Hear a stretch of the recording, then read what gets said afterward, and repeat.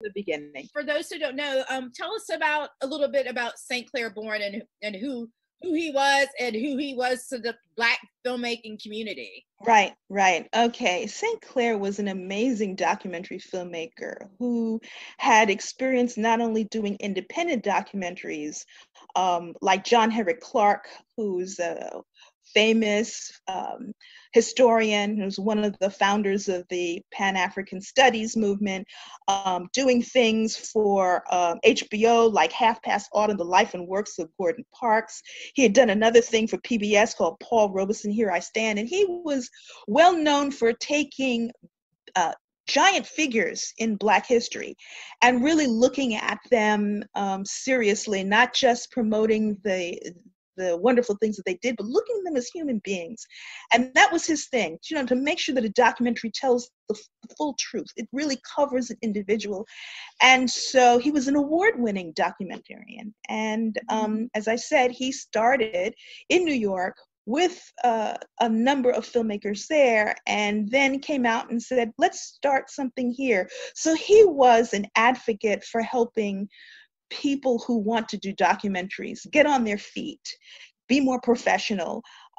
He was also very political, because he started something where every month they would show a film of interest to the Black and African diaspora that had something to do with helping us understand how we're all connected and moving forward. So he was a leader in his field. So he started Bad West in 2003. Unfortunately, he died in 2007. I think it was a brain aneurysm. And so we just decided that we were going to continue this. And lo and behold, look how many years it is later. And every time we have our annual function, I think to myself, I think St. Clair would be proud of us, because we're still doing the same thing. We're still holding monthly meetings where young and developing and professional documentary filmmakers can come to get advice, to show off what they're doing, to explore what we as filmmakers should be looking at or can be looking at. So St. Clair was the impetus for all of that. Right. And one of the great things that I just appreciate about Bad West is just the diversity of filmmakers that are in a room in the meetings, and not just like African people from all over the diaspora who are living in LA trying to make films, but also different experience levels. Like Bad West is very welcoming to those people who have had like professional documentaries done on like HBO or like on the major networks, but also should those who are interested in doing their first documentary, and that's why we have something called Show 10 Talk 10, where regularly a couple of times a year we invite people who are working on a piece to show 10 minutes of their piece so they can get 10 minutes of constructive feedback. And so that's open to anyone, whether or not you're a member of Bad West or not, because we know that the process of filmmaking can be a very lonely one. Mm-hmm. It is. And isolating. It's isolating. So you come and you bring your baby to us and just show a little bit of it, and then we can be encouraging by whatever you're doing. And that always brings out a variety of different types of people. Absolutely. Yeah. And then the monthly meetings are great. And I remember I think the last monthly meeting we attended in person, was that the one where I did the grant writing workshop, or was there one after that? I think so. Okay. I think so. But that's, we're doing so much. I know, but it was really great, just like who was in the room, because there is a filmmaker there and there with his mom, who I think he was like 12. Yeah. And he was doing, I wish I could remember his name, but he had business cards and he was doing a film about vaping, and he was asking questions about grant writing, and, and like, it was amazing. And then we had someone who was like, I think in their 70s. Right. As well. Right. So like it was just a phenomenal space to be in.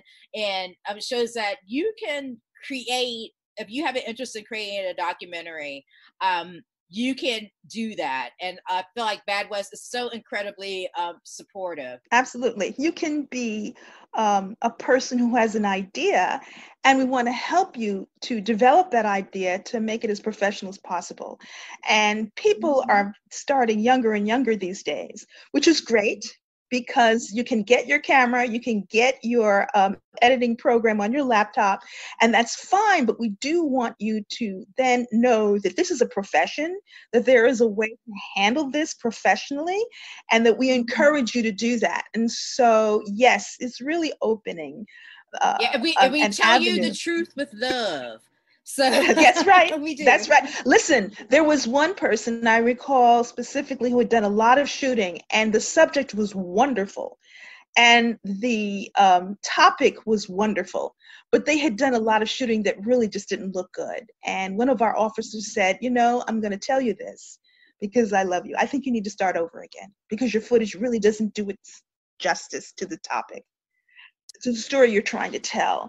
So, like you say, we do it with love, and we're trying to help you understand how to do something professionally, and that's important. So do you want to tell us about some of the new innovative ways because of COVID that Bad West is adapting? Well, I don't know whether we have innovative ways to do it, because I think we're all stuck in this situation where you are you're looking at a screen. But yes, we are interested in doing some technical things which can be explained via Zoom. All of these things in terms of publicizing your work and getting your work out there. These are the kinds of things that we're looking at for the future. Again, we're sort of restricted because shooting is down right now. And I know that there are some production companies that are looking at ways to do that. I mean, I heard that Tyler Perry, because of his very large studio, is able to bring people in and isolate them for 2 weeks to make sure everyone in the production is, and I think that's a great example. If there is a production entity that's willing to do that, and then have people stay there, including your makeup, your composers, everyone to be under one roof where you can really develop and produce and shoot without worrying about infecting each other, then that's great. And so I'm hoping that people will look at that. I also know that people are taking smaller crews, which most documentary filmmakers use anyway. I mean, they usually only have 2 or 3 people crews, and they are going and shooting a subject if the subject is willing to have the crew with them. I know that people are beginning to use drones now.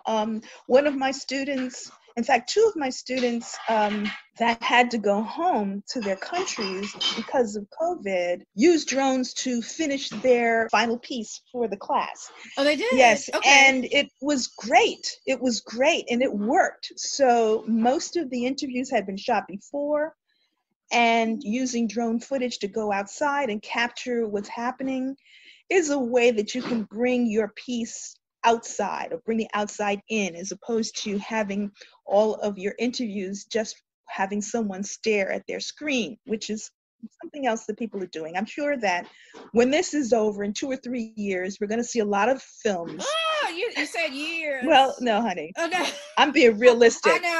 I know you are. I'm being I just very, don't like I know, but most of the films that are coming up now are going to be they're going to look very different. Tell us where you teach. I teach at the New York Film Academy, which is a very internationally populated school. And so my students are anywhere from Saudi Arabia to Kazakhstan to Peru, Colombia, China, a lot of Chinese students.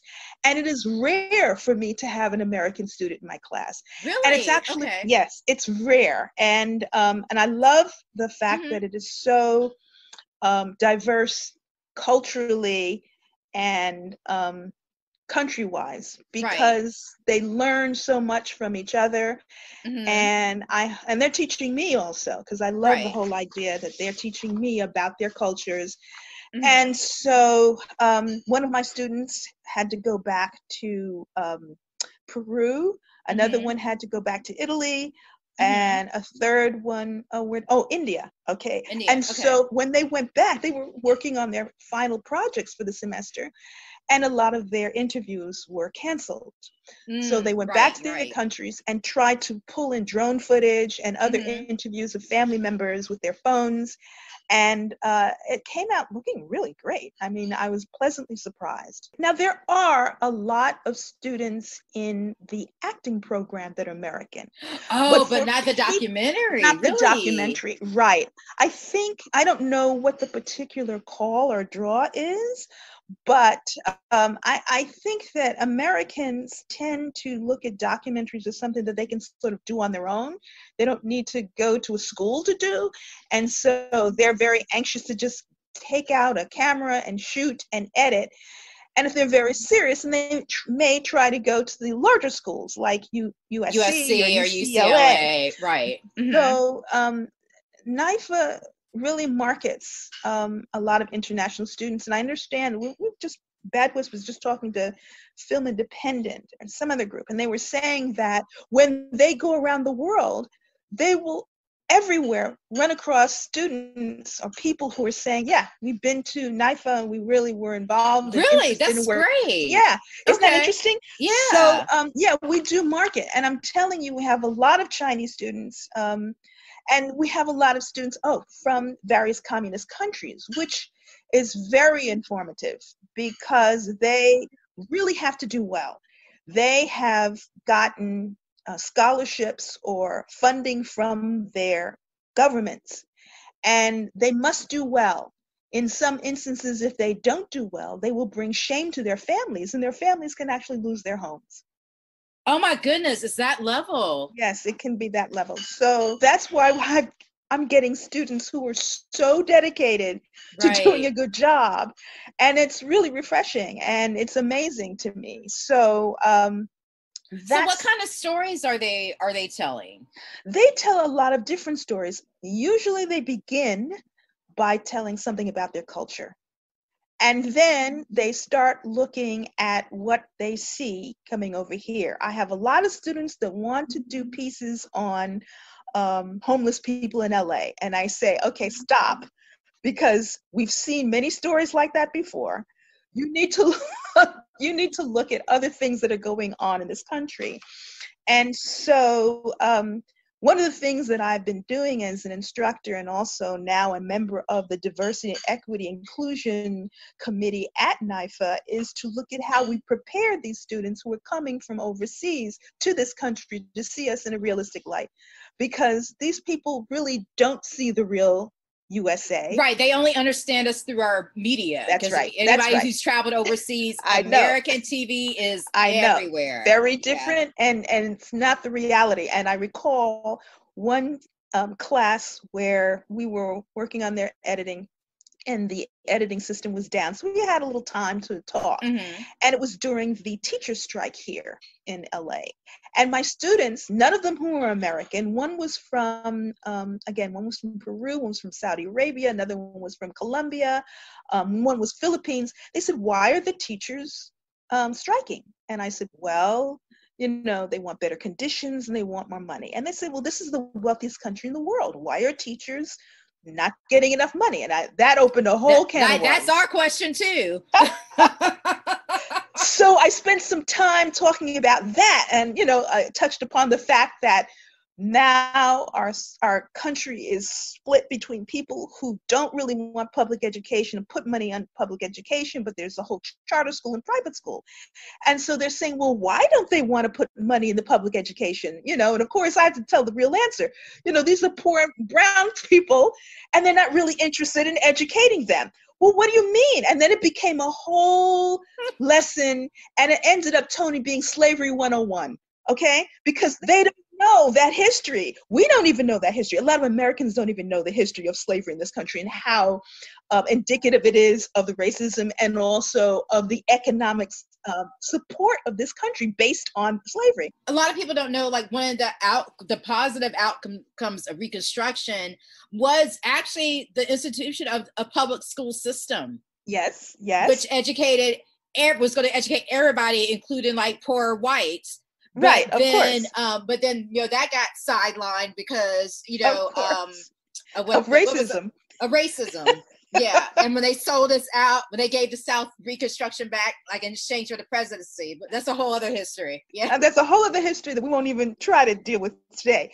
Right. But the point was that these students from all these different countries come here with a certain mindset about America, and then they want to do some pieces about America. And I say, okay, well, let's take a step back. You need to know a little bit more about this. And it's eye-opening to them, but it's also eye-opening to me to have them do pieces that incorporate their culture. So it's wonderful. It really is wonderful. It is challenging because, you know, I as a Black woman also am facing a lot of people, males, let's, for example, from Saudi Arabia, who have never had a female or Black woman.